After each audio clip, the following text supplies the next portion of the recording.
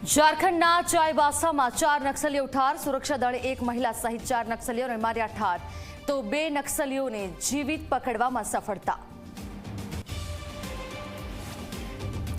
સૌરાષ્ટ્રમાં વરસાદી માહોલ યથાવત। વહેલી સવારે કચ્છના માંડવીમાં વરસ્યો વરસાદ તો દ્વારકા, ભાણવડ, પોરબંદરમાં પણ વરસ્યો છે વરસાદ।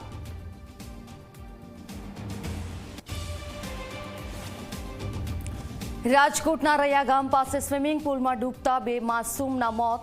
3 વર્ષની 2 બાળકીના મોતથી પરિવાર શોકમાં ગરકાવ। અગાઉ પુત્રનું પણ સ્વિમિંગ પુલમાં જ થયું હતું મોત।